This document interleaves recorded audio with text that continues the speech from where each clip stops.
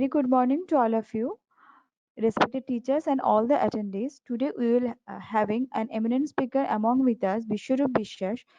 He is working as an associate data scientist in the company QuickWrite since last few years.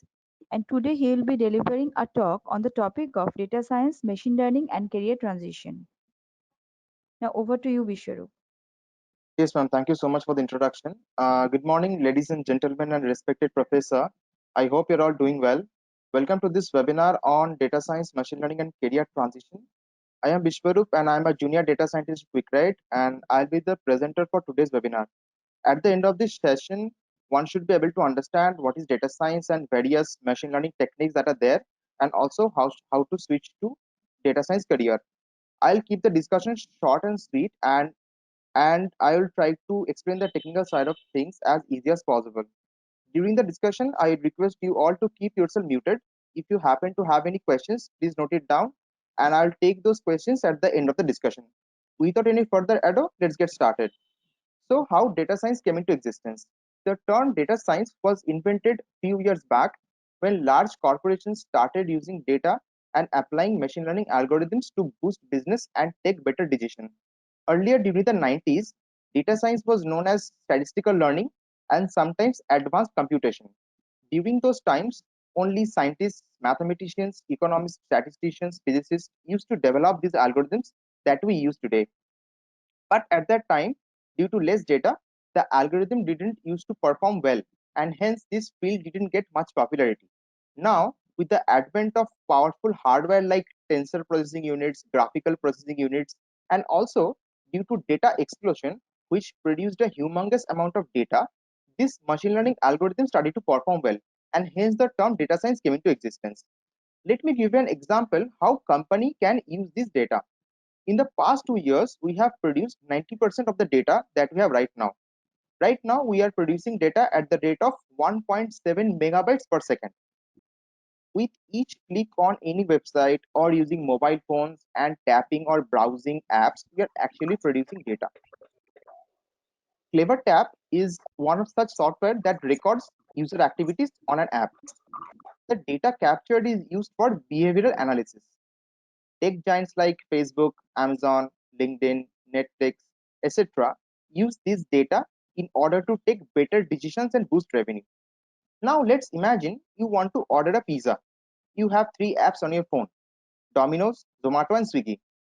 When you open the Domino's app, a session gets started. The session collects data like time, the name and the type of the pizza that you're ordering, customer ID, name of the customer, and the price of the pizza. So let's say you're looking for a cheese burst medium sized pizza. You saw that the price is 300. Obviously, not satisfied, you close that app and open Zomato. Keep in mind that even if the app is not active, the session is still on. In Zomato, you search for the same item and saw that the price is 300, but they are offering a discount of 50 rupees. So, still not satisfied, you close the Zomato app and open the Swiggy app and search for the same item. There you saw the pizza is being sold for 150 after applying a Swiggy specific coupon code. Without any further delay, you place the order, and after 30 minutes, you got the delivery and the transaction was completed. Now remember, the session remains active for 15 minutes in the Domino's app. So let me tell you what happens in the backend. During the session in the Domino's app, you search for the specific pizza. After that, there was no activity for a while. But eventually, Domino's received an order from Swiggy for the same pizza from the same location with the same customer name. So it is assumed that you are the only one who placed the order. Now, how can Domino's use this app, use this data?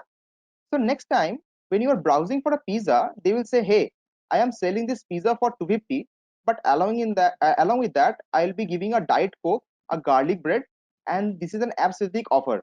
So no third-party seller like Zomato and Swiggy will have this offer."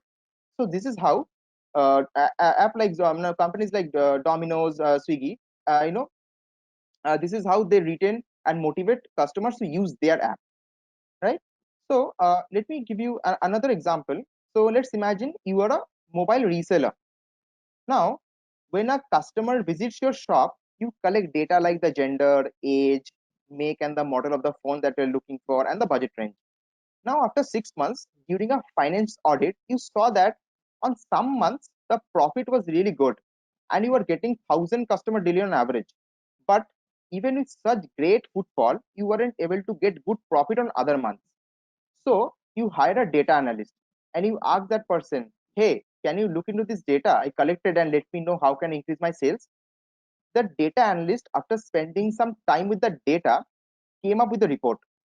The report had the following statistics: 80% of the customers that visited his shop are in their early 20s and late 30s. 75% of the customers are male and remaining are female. Customers in the age between 20 and 35 were either buying or looking for Xiaomi and Oppo phones with a budget range of 15 to 20K. Some customers in their early 40s were looking for high-end Samsung phones, and very few people were looking for iPhones. Male customers are mainly looking for Xiaomi and Samsung phones, while female customers are looking for Oppo phones. Now, with the help of this report, the store owner can now stock more of Xiaomi, Samsung, and Oppo phones to meet the demand. Also, he can stock some high-end premium Samsung phones. For iPhones, he can sell on a need basis. So this is how data can uncover hidden insights and can be put to a good use. Now, moving on to the next one, we have structured and unstructured data, right? So there are two kinds of data available to us: structured and unstructured data. 80% of the data that are available are unstructured data.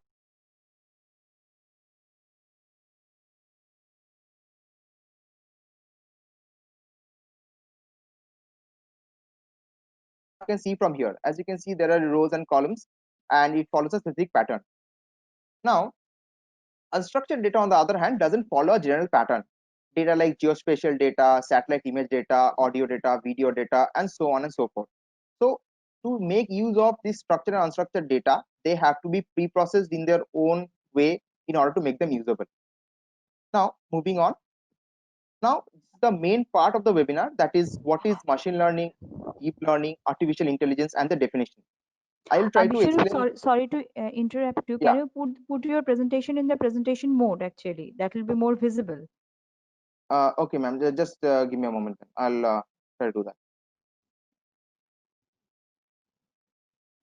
Let me know once the screen is visible. Yeah, it's Is perfect visible? now. Okay. Okay. Sorry for that. Yeah.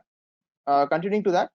So yeah, let's now come to the main part of the webinar. That is what is machine learning, deep learning, and artificial intelligence, and the definition. So remember, let me go to this slide. Remember that deep learning is the subset of machine learning, and machine learning is a subset of artificial intelligence. So essentially, we start from here, and if we want to do more sophisticated tasks, we go to deep learning. But if we want this machine learning application to learn. Hello, hello. Does anybody have any question? Okay, moving on. So if anyone, so essentially, if if anyone wants this machine learning application to learn by itself and act more like a human being, they can switch to artificial intelligence. All right, let me explain you the definition of this. So a computer program, which learns from the pattern and the trend in the data without being explicitly programmed is called machine learning. So what happens inside an ML algorithm? Now let's imagine we have weight data and height data, as you can see in this graph right here. And given height and weight data, we want to predict if that particular height and weight observation belongs to a gender, male or female, right? So when we pass this data to a machine learning algorithm, a linear equation, something like probability of y is equal to male, or probability that a particular observation belongs to male, is equal to, let's say, 45 into weight minus 20 into height plus a constant term. So this equation is being produced by the machine learning algorithm. So given a new weight and a height data, we can easily predict the probability if that particular observation belongs to male or female. So this is essentially what a machine learning is. So in machine learning we can you simply can write a program in any kind of language like Java or Python, and there you can just put if else statement, but that is like simply hard coding that code. It's actually not learning from the data, right? But here it actually learns from the data, produces some kind of linear or non-linear equation, and from there it puts the value and gives us probability, and sometimes also gives us continuous values. Moving on, we have what you call as a deep learning. Now, deep learning is machine learning where we mimic the human brain. So, as we know that you know this is a neuron, and that is the fundamental building blocks of a nervous system, right? So, as you can see, these dendrites that are there, these take in inputs or input from the sensory organs like ear, nose, eyes, and so on. And this information is collected, and some pre-processing happens in the cell body, and after that it give us some output like whatever you see, whatever you hear, that is the output. It processes that and passes it to the other sense organs. So essentially, as you can see, this is the neuron, and the same thing is being drawn here, and this is what a fundamental building block of a deep neural network looks like. Essentially, this is the neuron, these are the inputs, and these are the outputs. So I'll just right now I'll tell you an example of a very famous example of deep learning application, that is a 3D facial recognition that is available in most of the phones now. So when you scan your face for the first time, the phone captures data like the horizontal and the vertical distance of your face, the shape and the contour of your face, the eyebrow length, the hairstyle, and so on and so forth, right? So as in when it captures all these features, it assigns a particular number to these. Again, it might produce some kind of linear or non-linear equation there. And now let's say you want to unlock your phone, right? So again, when you are holding the phone on front of your face, these data are again calculated, and it is passed to this deep neural network that has been trained with the data of your face for the first time. And the if the data and if the okay, yeah, sure, I will send the presentation there, no worries. I will send it to Monal ma'am, and she will probably distribute to you. I hope that's fine. All right. So essentially, let's say you are after you have set up your 3D facial recognition, and you want to try it out. So essentially, you hold your phone in front of your face, and what happens is that it again calculates whatever the features they have calculated, like this horizontal, vertical distance, and so on. And then it is passed through a this neural network that was there, that was built at the first, and then a probability score is being found out. Now let's say someone else is trying to access your phone via this facial recognition. Those values, right, will be calculated, and the probability will not be more than, let's say, 50%, so the phone won't unlock. So this is an application of a deep learning. Right, moving on, we have artificial intelligence. Now artificial intelligence is mimicking of human intelligence, right? So if you build an ML application that learns by itself, corrects its own mistake, and provides reason upon asking a question, is basically an ML, basically an AI. So AI applications that we typically see are Siri, Google Assistant, Amazon Alexa, and AI product are the AI products. All right, moving on. So as you can see, these are like this subset thing that I showed. As you can see, these are the ML, various types of machine learning and deep learning applications that we do, and everything eventually converges to artificial intelligence.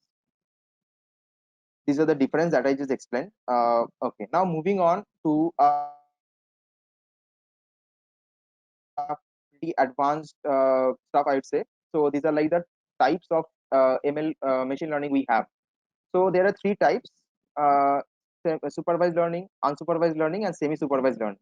So let me explain it with an example. So supervised learning is when we have labeled data, right?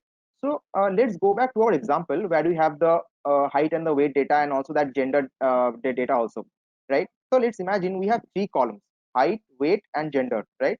This last column that we have, gender, that is essentially the gender marker or the labels. This is what we call as the label data, right? So what will happen is that the ML will produce a linear equation, like I mentioned, like probability of gender being male equal to, let's say, 25 into weight minus 40 into height plus a constant term, after learning from the data. So given a new weight and a height, we can easily predict whether it's a male or female. So at the beginning, the algorithm won't be able to predict this properly. So what it will happen is that, let's say at the beginning, ML algorithm will form an equation, or a candidate equation. Let's say, probability of gender being male is equal to 90 into weight minus 14 into height plus c. But with this equation, it is not going to be able to predict everything correctly. So with every iteration or every repetition of the training of an ML application or a ML algorithm, this these coefficients, right, that's 90 or 14, these coefficients will be adjusted accordingly, and a general equation will be found out that will help us in predicting these labels with 90% accuracy. At that point of time, we will stop. So if a equation is generated, which can give us, equation is generated which is generalized in such a way that given any data, it is able to predict with a good accuracy that the particular observation belongs to male or female. So this is supervised learning. Now moving on to unsupervised learning. Now unsupervised learning is that when we do not have the labels anymore. So labels, as I said, the labels means that last column that we discussed, that male or female gender. Now in this type of ML machine learning, we do not have any kind of labels. So let me give an example. Let's say we have, let's say on the x on the y axis we have earned cashback, and let's say on the x axis we have spent cashback. Okay, so these are two data we have from the marketing team. Let's imagine. Now we plot the data, and you can and you can see that we have three distinct clusters that formed there, right? So what we can say is that these people, right, they have spent, they have, let's say, earned more, earned less, and spent more. Okay, these people, they have spent medium and also earned medium, while these people, they have spent more and also earned more, right? So we have three distinct clusters of people there. Now the what the marketing team can do is that they can target those people who earned less on their earned less and spent more on their platform, so that whatever cashback they earn, right, they will spend all of it on their particular platform. So essentially, this is how they can boost revenue, or motivate users to use their app more. Another example that is currently in effect is that Kolkata being divided into various zones, right, like red zone, green zone, orange zone, yellow zone, and so on. So these are all done using this unsupervised learning. So in unsupervised learning, we are not sure what's the right answer. We depend on what the machine learning will predict.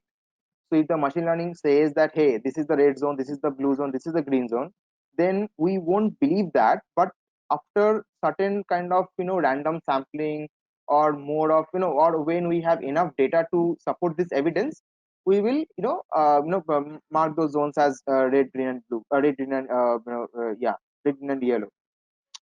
But the thing is that this unsupervised learning, this gives us a head start, like from where to start, what to look for, how many distinct groups to look for. So this actually gives us a head start. All right, moving on to the final one, that is a semi-supervised learning, right? So semi-supervised learning is a type of supervised learning, and we use this when we have missing data. So let's go back to our weight and height example. Okay, now let's imagine we have 100 observation of this weight, height, and gender. Now, in some of the observation, let's say 20 of this observation, we have weight missing. That is the value for that weight, right? It's missing. It's not there. Probably due to corruption of DB, or maybe somebody didn't want to reveal their own weight. It happens, right, in real world. So what to do is that, let's say, this type of missing values, missing data are like the 20 rows. So with the 80 rows, right, we can make a linear equation like we discussed. And with this equation, right, now let's say we have, let's say, probability is equal to some coefficient into height minus some coefficient into weight plus c, right? Now essentially what you can do is that in order to find weight, we can subject the weight, and from there we can find the missing data. So essentially this is another type of supervised, semi supervised learning. And we mainly use this in real life, because in real life, right, there are a lot of things happen, like when you're moving data from one database to another, some data might get corrupted, and those data are never recovered. So this is where those this kind of but learning, I would say, learning comes into play. right? So moving on to the last, I would say second last of the slide, we have data science tools that we use on a daily basis and which one should know in order to move into the data science field, right? So essentially, we start from here. That is the data platform ingestion tool. So if you want to perform any kind of analysis, right, you have to have data. Now, data, they're stored in database, data warehouses, right? And you have to extract data, because without extracting data, without data at hand, you won't be able to do any of these. So essentially, we need to know SQL, that is a structured query language. That is the one of the most important thing there. So you need to know SQL. There is something called as Apache Spark. It's another kind of SQL mainly used for big data analysis, right? So after you have your data, then you can move to data exploration. Now, data exploration is the fundamental and one of the most time-consuming part in a data science field. Data exploration means that you need to explore what the data is saying, right?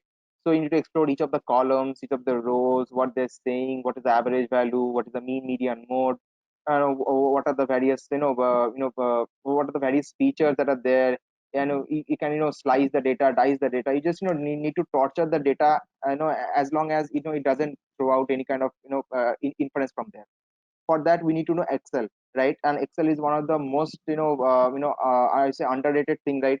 So people, they do not want to learn Excel because it's because they think that it's useless, but it is one of the most important thing. And this Excel will actually help you in can you please Yeah, you're audible. Yeah. hello? Okay, ma'am, I'll start this slide from the beginning then. All right. So essentially, what you need to do here is that, so essentially one needs to have data in hand, right? So one need to extract data from something called as a data warehouse or database. So yeah, one needs to know SQL, that is a structured query language, and there's something called as the Apache Spark. It is mainly designed for big data. Big data, we do not, so big data doesn't mean that it's a 1 GB data or a GB data. It's essentially terabytes and petabytes of data that we deal with. After one have after one hello after one have this all this data, right? So the internet connection seems to be a bit unstable today.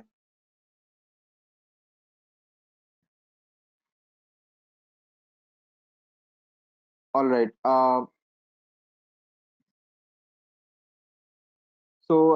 These are the data visualization or the data exploration tool that we have.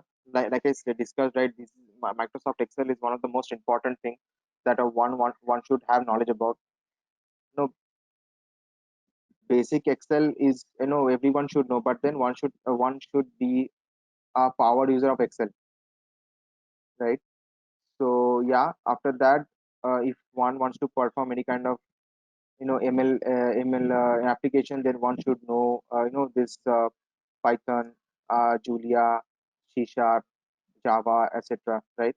So if one knows all this language, then they can move on to this other platforms, right? So this is essentially deep learning platform, and this is the machine learning platform. These are all the various libraries and tools that we use, and these are various libraries and tools that we use for deep learning. This is a Keras, this is PyTorch, and this is TensorFlow. These are all developed by Google. TensorFlow is being developed by Google.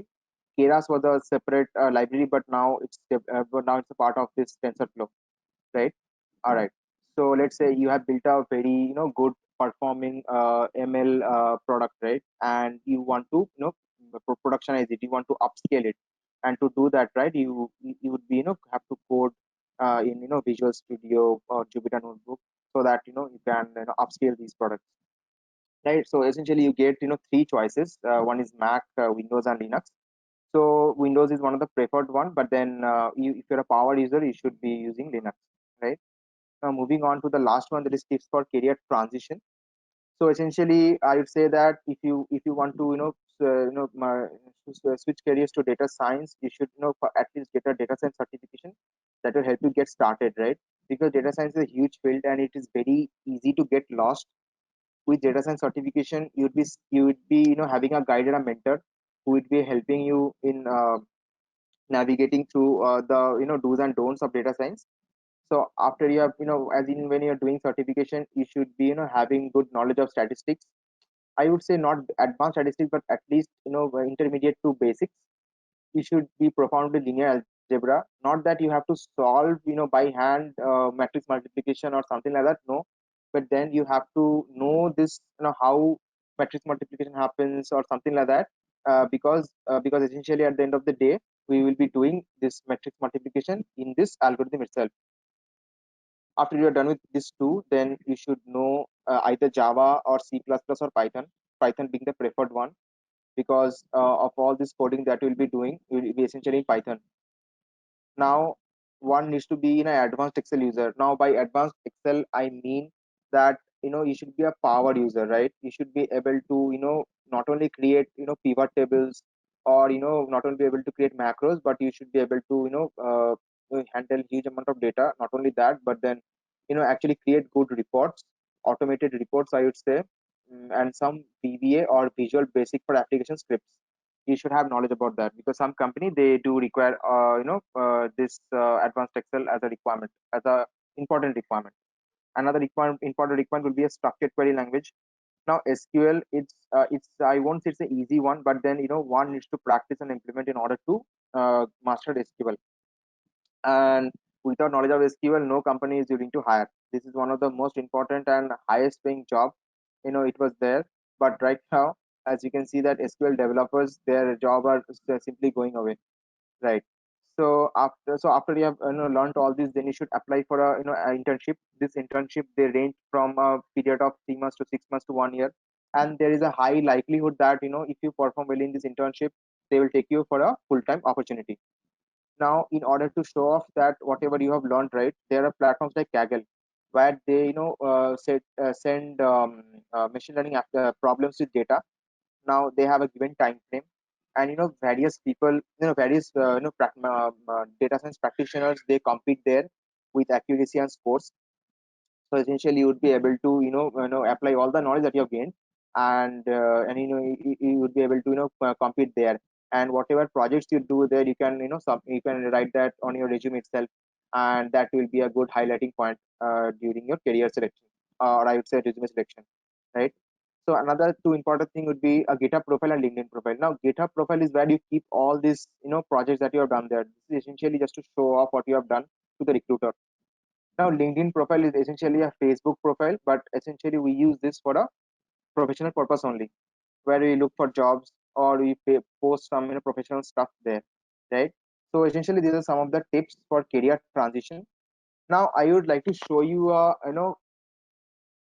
now I would like to show you an example of a machine learning. I would say deep learning. This is a COVID-19 prediction that I'm currently working on. So essentially, this model will predict what is going to be the number of deaths for the upcoming week, right? So essentially, this is a deep learning application.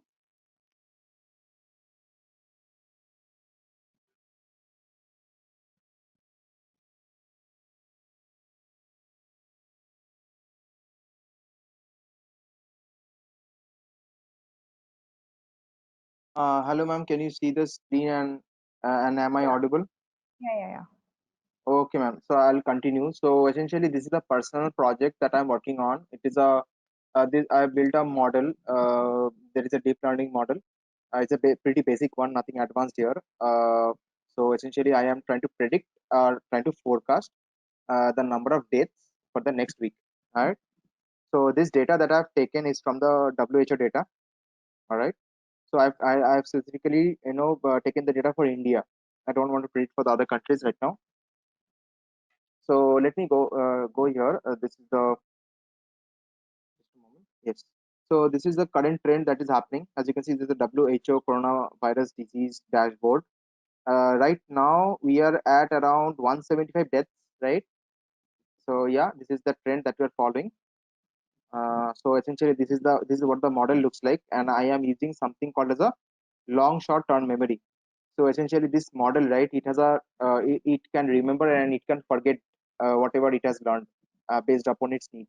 So this is a long short term memory algorithm that I've used. This is how the model learns. right? Okay. So yeah. So this is, as you can see, this green line there, that you can see over here. This is the what I forecasted for the next week, right? So if you want to see the numbers, as you can see, right? Let me go back here. We are at about 175 deaths as per May 29, 2020, and I hear and the model forecasted 177. So we are pretty close, as you can see, right? This model is actually performing much better, but as you can see, right, the number of deaths, it keeps on increasing. So yeah, so this is a machine learning application live in front of your eyes. This is a deep learning application, I would say, and this is how you do a project, right? And yeah, and so essentially this is so essentially if I run this model, right, it will directly go here in this Google spreadsheet, and it will, every day it will give me the trend, and I would be posting this on my LinkedIn page. So yeah, if anyone wants to send me a request, it's you can send me here. I'll share the my LinkedIn profile link there, and you can send the request, and you can see this model in live action. Just copy this and send it off.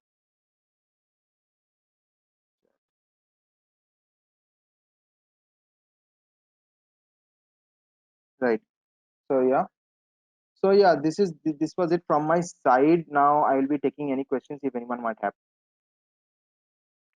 Yeah, from the faculties, if anybody have any question, madams, you can put your question forward. Otherwise, I'll move on to it attendees. Vishwarup, I have a very generic question. What message would you have for our students who are looking for a career transition in this field? And Right. they are from completely different background. So what steps do you suggest they should take to go forward in this field? Right, ma'am. Thank you for this question. So essentially, I am also a chemical engineer, and so I have made a career transition from chemical engineering to data science. So essentially, the journey started in a very particular, in a very peculiar fashion, I would say. I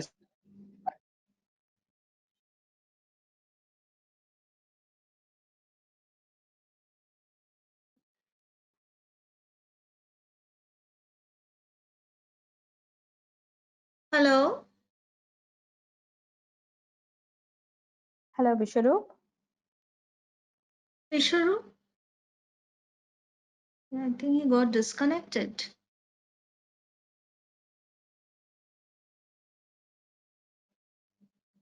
It is showing there.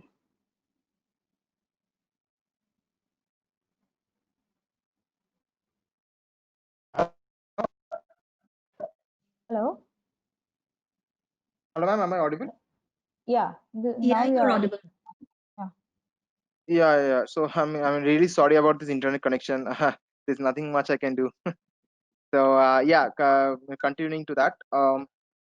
So essentially, like I said, right? So during this past 1 year, right, I started learning from here, that is statistics.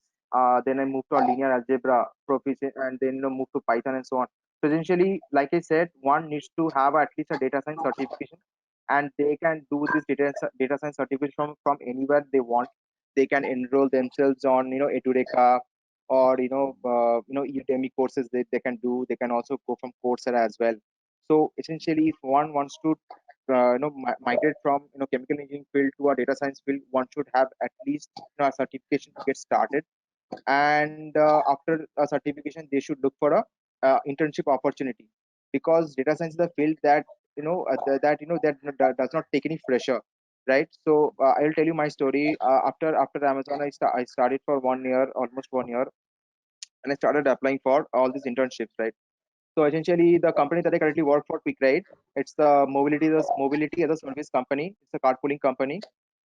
There they eventually, at the beginning, they told me that they will be taking me as an intern, and if my performance is good, then they want to hire me as a full time.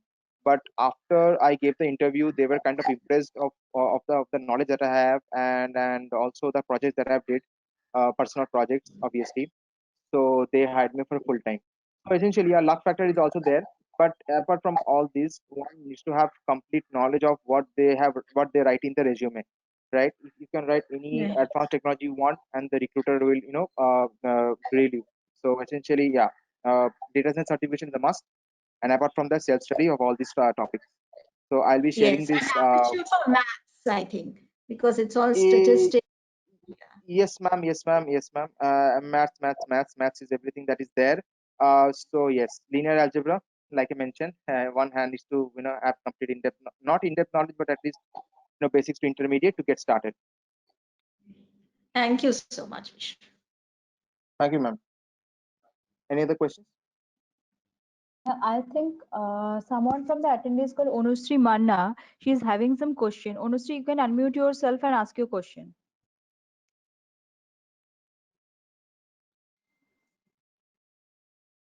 Hello. Hello, I'm not able to hear her. Yeah, Onusri Manna, you are there? Or you can type in the chat and I can answer from there. Yes, ma'am.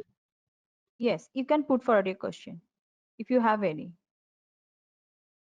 You are raising your hand in the panel, so I presume that you are having some question in your mind, so you can ask your question right now. No, ma'am. No question. You are raising your hand, that's All why right, I that's fine. presumed it. Okay. And then one more person, Chiranjit Misra. He is also raising his hand. Chiranjit, do you have any question? If you have any, please unmute yourself and then ask your question. So don't feel shy. Just throw any question you have. So it's okay if your question doesn't make sense because sometimes it doesn't. So it's fine. You can just throw any questions you want. Doesn't matter if you have to make sense or not.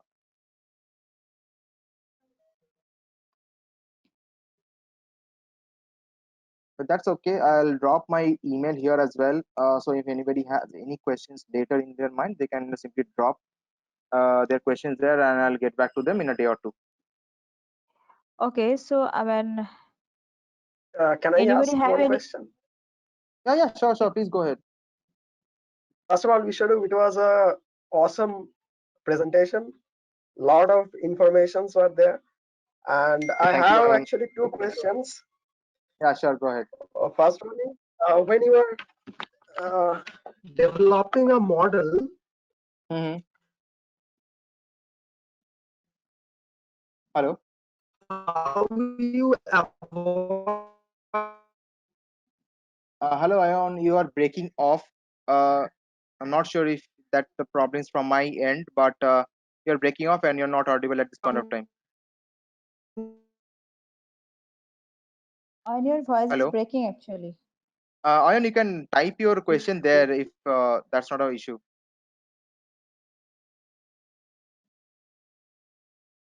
avoid the overfitting? Yeah, sure. Yeah, that thing, right? Okay. So, so let's imagine, right? So let me give an example. Like, let's imagine there are two toppers in a class, right? Right. So one topper, right?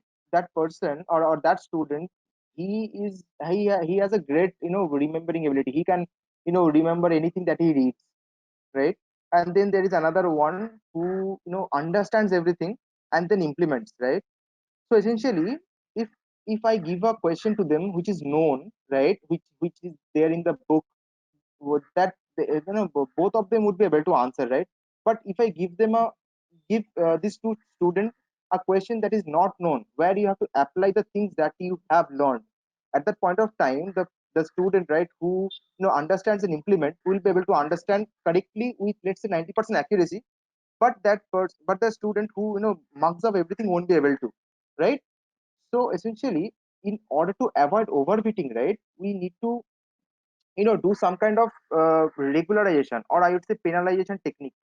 So essentially, that linear equation that I talked about, that is y is equal to mx plus c, right? That m coefficient, right? That slope, we keep on adjusting as per the errors that are generated.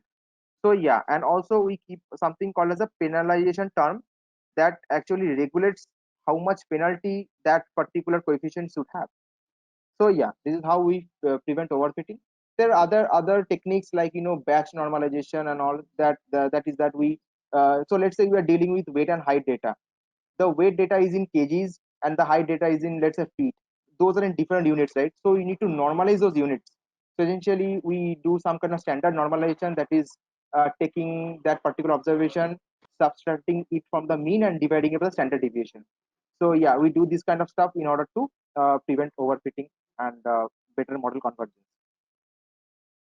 Okay, that's great. Yeah. Thanks. What's the next question you have? The next question was how to decide the bias functions while you are doing with artificial neural network. Right. So essentially, these bias functions, they are set to 1. So we do not. So essentially, at the beginning of the training, right, these are set to 1. Let's say some of the. Okay, let me go back to this example. Right here, right, or let's say this is a bias term, this one, right? So then essentially, let's say we have in2 and in n as 0, but if this bias term was not there, this entire neuron will be deactivated, also known as dead neuron. So essentially there is Correct. nothing going in and nothing coming out, right? In order for Yeah. this neuron to be activated, we set it to 1. Later, during back propagation, Okay. when we are adjusting the weights, Yeah. right, we do this bias Mhm. tuning as well. Yeah. So Okay. these all happens, we keep on adjusting these in every iteration. So this, let's say we have 100 data, right, 100 observation, we keep on passing those observation 10 times in a row, and with 10 times the model learns each and every specific parameter, and the bias is adjusted accordingly. I Okay. hope that answers And your question. what is the exactly. And Yeah. what is the tolerance value for every iteration? There is any tolerance, right? Well, yes, so in this there is no thumb rule for toleration, but essentially we keep that epochs or number of iteration to 100, and the batch size to the batch size is nothing but let's say you are dealing with 100 data, we keep the batch size to, let's say, 25, 25, 25. That's something like this. 25 into 4. Yeah. Okay. Okay. Got Yeah. it. Thank you very much, So you Vishal. don't, yeah, you don't want to be passing all the data at once, because then the neural network will memorize everything, and that will again create overfitting, right? So you essentially need to pass Correct. batch of data, and this is Yeah. how it learns and generalizes well. Okay. Okay. Yeah. Great. Any Thank other you. question? Vishwarup, I'm having one question.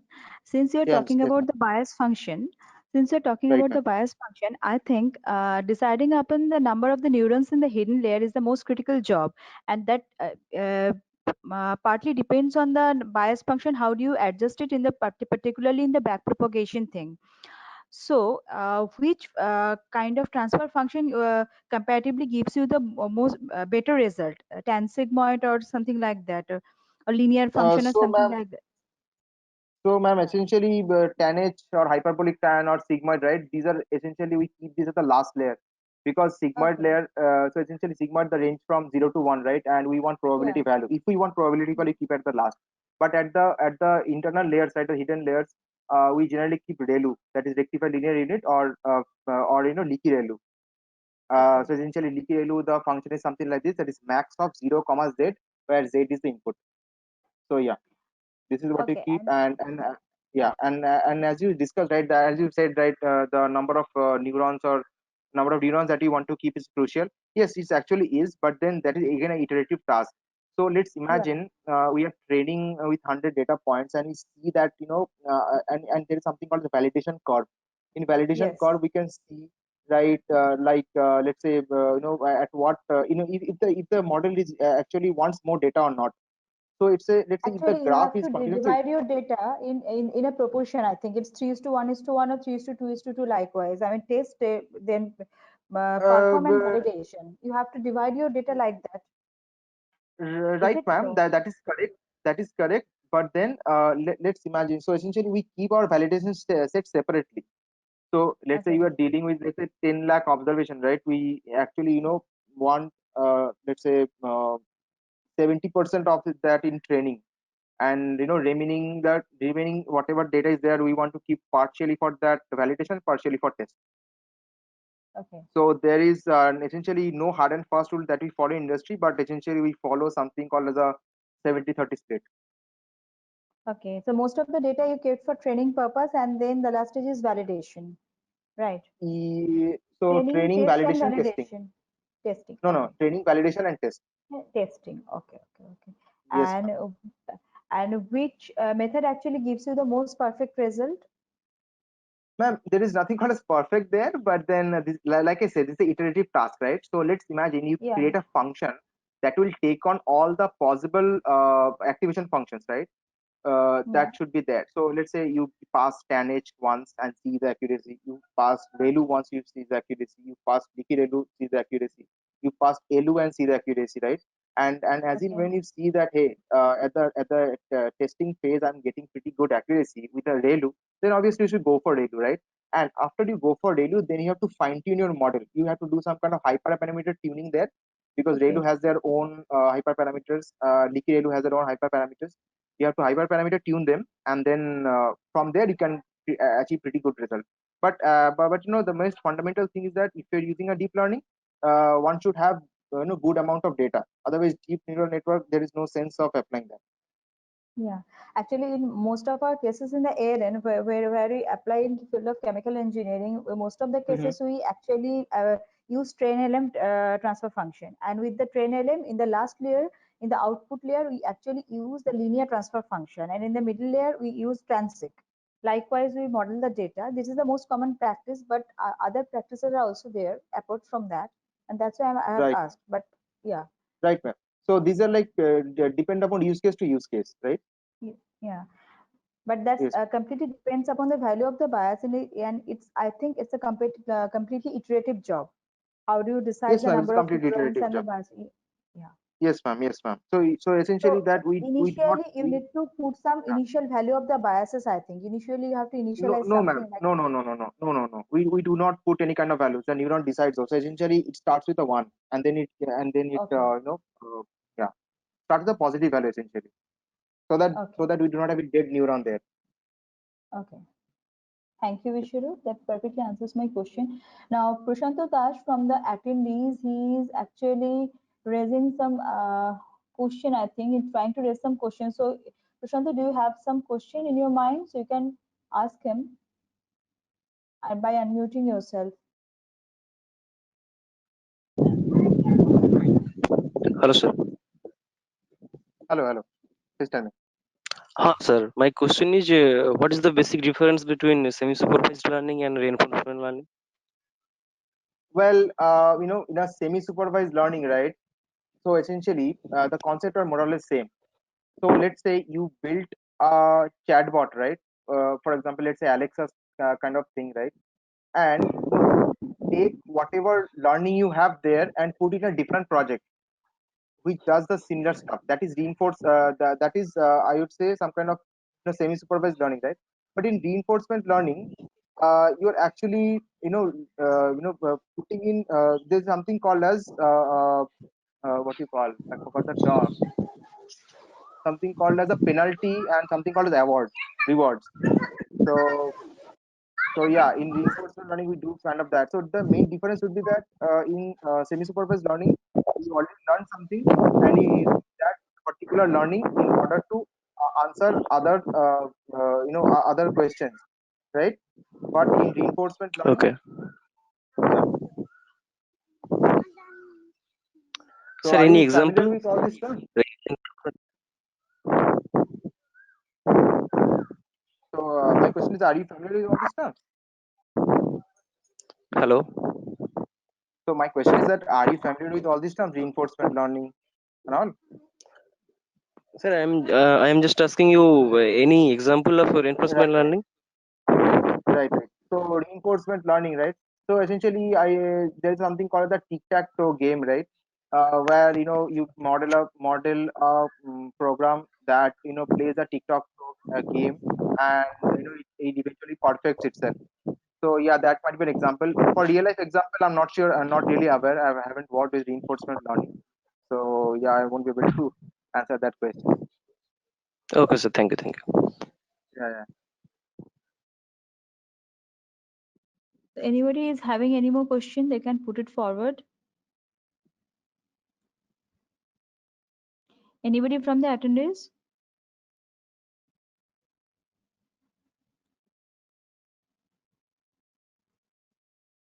Okay, I don't think they are having any question right at this moment. So So yes, I have left my that Gmail ID and also the LinkedIn account. So if anyone wants to yeah, reach out, they can do it from there. yeah, that's perfect. For the last time, I'm asking if from anyone from the attendees, do you have any question in your mind? You can put it forward, or otherwise we will close the session right now.